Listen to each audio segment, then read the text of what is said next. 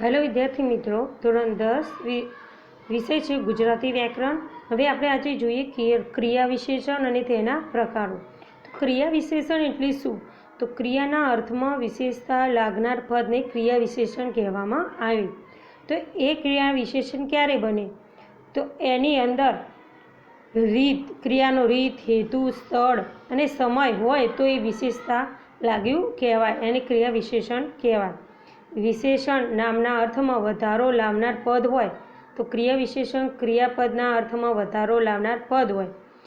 જે પદ ક્રિયાની રીત, ક્રિયાનો હેતુ, ક્રિયાનું સ્થળ, ક્રિયાનો સમય દર્શાવે તે વિશેષતા લાગે તે ક્રિયા વિશેષણ કહેવાય। ઉદાહરણ તરીકે આપણે જોઈએ, જયેશ આજે બગીચામાં તનતોડ મહેનત કરી। તો જુઓ, જયેશ આજે એટલે સમયવાચક, આજે એટલે સમયવાચક, સ્થળવાચક શું છે? બગીચામાં ગયો એ સ્થળ કહેવાય। રીતિવાચક એટલે કે તનતોડ એ મહેનત કરી, તો તનતોડ એ શું બન્યું? ખાસ વિશેષણ, વિશેષ અર્થ ઉમેરાયો છે।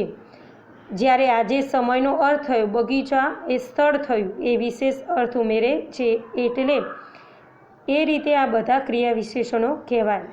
ક્રિયા વિશેષણના પ્રકારો કેટલા છે? તો 6 છે। પહેલું સમયવાચક, રીતિવાચક, માત્રસૂચક, પ્રમાણવાચક, અભિગમવાચક, નિશ્ચિત વાક્ય ક્રિયા વિશેષણ, સ્થળવાચક અને ક્રમવાચક ક્રિયા વિશેષણ। તો આપણે પહેલું જોઈએ સમયવાચક વિશેષણ, જેમાં ક્રિયા થવાના સમયનો વિશેષ નિર્દેશ થયો હોય તે સમયવાચક ક્રિયા વિશેષણ કહેવાય। તો સમયવાચક કેટલા? ક્યારે, અત્યારે, હમણાં, હાલ, જ્યારે, ત્યારે, હવે, સદા, સર્વદા, નિરંતર, સતત, કદાપી, કદી, કવચિત, વારંવાર, અવારનવાર, થોડીવાર, ઝટ, હર હંમેશા, રાત દિવસ, કાયમ વગેરે શબ્દો એ સમયવાચક ક્રિયા વિશેષણ સૂચવે છે। તો આપણે એના ઉદાહરણ જોઈએ। અમે તરત પાછા જવાના હતા, તો તરત એ સમયવાચક થયું। બા બિચારી રાત દિવસ વેતરું કરતી, તો રાત દિવસ એ સમયવાચક કહેવાય। તે ક્યારનો બહાર ગયો, તો ક્યારનો એ સમયવાચક। હું કદી નહીં આવી શકું, તો કદી એ સમયવાચક। તો હવે આપણે રીતિવાચક ક્રિયા વિશેષણ જોઈએ, જેમાં ક્રિયા થવાના રીતનો વિશેષ નિર્દેશ થયો હોય તે રીતિવાચક ક્રિયા વિશેષણ કહેવાય। તો રીતિવાચક ક્રિયા વિશેષણ સૂચવનાર શબ્દો આમ, જેમ, તેમ, માંડ, માટ, ચૂપચાપ, એકદમ, ઝટથી, ઝટપટ, તરત, તાબડતોડ, એકાએક, કેમ, ફટાફટ, જલ્દી, ગુપચુપ, અડોઅડ, પડ્યો પડ્યો, તરતો તરત વગેરે શબ્દ રીતિવાચક વિશેષણ કહેવામાં આવે। તો આપણે એના ઉદાહરણ જોઈએ। વેકેશન જલ્દી પૂરું થઈ ગયું, રાતોરાત આટલી મોટી ઇમારત બની ગઈ, ખરેખર ન પડી। તો રાતોરાત જલ્દી એ શું છે? રીતિવાચક। સાહેબે કંઈ પૂછ્યું, ફટાફટ જવાબ આપજે, તો ફટાફટ જવાબ આપજે શું છે? ફટાફટ રીતિવાચક। ચૂપચાપ, સુશી સાંભળી રહી, ચૂપચાપ રીતિવાચક। તેને અજાપોમાં રાત વિતાઈ, તો એ શું છે? અજાપો, તો એ થયું રીતિવાચક। હવે આપણે જોઈએ માત્રાસૂચક પ્રમાણવાચક ક્રિયા વિશેષણ, જેમાં ક્રિયાના માપનો માત્રનો પ્રમાણ અર્થ નિર્દેશ થયો હોય તેને માત્રસૂચક ક્રિયા વિશેષણ કહેવાય।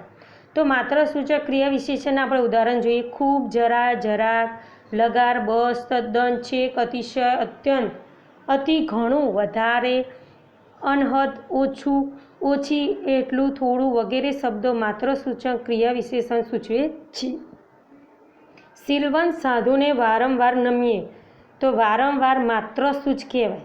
એ પછી ફરી એકવાર હું આહવા ગયો, તો એકવાર શું છે? માત્રસૂચક। ભાત મને બહુ ભાવે, તો બહુ। નરેન થોડું ચાલે, તો થોડું। નરેન 2 કિલોમીટર ચાલે, તો એ માત્રસૂચક કહેવામાં આવે। હવે આપણે જોઈએ ચોથું અભિગમવાચક અને નિશ્ચયવાચક ક્રિયા વિશેષણ, જેમાં ક્રિયાઓ નકાર કે નિશ્ચય વિશેષ અર્થ સૂચવતો હોય તે અભિગમવાચક ક્રિયા વિશેષણ। તો અભિગમવાચક ક્રિયા વિશેષણના સૂચનો શબ્દો જોઈએ. કદાચ, ખરેખર, સાચે, નિસંદેહ, જરૂર, આવશ્યક, નક્કી, ખચિત, ચોક્કસ વગેરે શબ્દો અભિગમવાચક ક્રિયા વિશેષણ સૂચવે છે. તમે કાલે નક્કી આવજો. અમે પ્રત્યે ચોક્કસ કરીશું. તો નક્કી, ચોક્કસ એ અભિગમવાચક કહેવામાં આવે. કદાચ અમે આ વાત ન સમજાઈ હોય. મારું પરિણામ મેળવવા ખરેખર મહેનત કરવી. તો સારું પરિણામ મેળવવા માટે ખરેખર એ શબ્દ અભિગમ. મારે અમદાવાદ અવશ્ય જવું છે. તો અવશ્ય. તો નક્કી, ચોક્કસ, કદાચ, ખરેખર, અવશ્ય.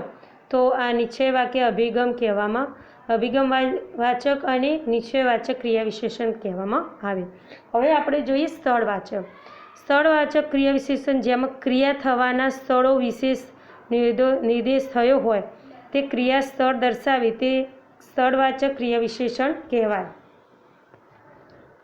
તો હવે સ્થળવાચક ક્રિયા વિશેષણના સૂચવતા શબ્દો અંદર, બહાર, નજીક, પાસે, દૂર, ઉપર, નીચે, હેઠળ, અહીંયા, ત્યાં, જ્યાં, ક્યાં, આસપાસ, અધવચ્ચે, ઉગમણા, આથમણા વગેરે સ્થળવાચક ક્રિયા વિશેષણો સૂચવે છે. તો અહીં આપણે જોઈએ ઉદાહરણો. ધડકતે હૃદય અંદર પેઠો, એટલે કે ઉતાવળે હૃદય અંદર પેઠો. તો અંદર એ સ્થળવાચક થયું. સુશીએ નીચે જોયું. તો નીચે જોયું તો સ્થળવાચક. રિસીવર પછાડી સુશી બહાર દોડી આવી. એને દૂર નથી દુનિયા વસાવી. તો દૂર. હું આનંદને અહીંયા મોકલું. તો અહીંયા. તો આ શું છે? અંદર, નીચે, બહાર, અહીંયા. તો સ્થળવાચક ક્રિયા વિશેષણ થાય. હવે આપણે ક્રમવાચક વિશેષણ જોઈએ. જેમાં ક્રિયા થવાનો ક્રમ દર્શાવ્યો હોય ત્યારે ક્રમવાચક વિશેષણ કહેવાય. તો પૂર્વ, અગાઉ, પાછળ, આગળ, આરંભ, અંતે, છેવટે, છેલ્લા વગેરે ક્રમવાચક વિશેષણ છે. પહેલાં ચા પી લો, પછી દાંતણ કરજો. તો પહેલાં. તે આગળ આવ્યો. આગળ. એનું વાક્ય પૂરું થાય પહેલાં તો હું છેડાઈ ગયો. તો શું છે? પહેલાં, આગળ, પહેલાં. તો આ ક્રિયા વિશેષણ કહેવામાં આવે છે. તો આ ક્રમવાચક હતા. આના બધા ક્રિયા વિશેષણો છે. તો વિદ્યાર્થી મિત્રો તમારે વાંચવાના અને લખવાના રહેશે વ્યાકરણના ચોપડામાં.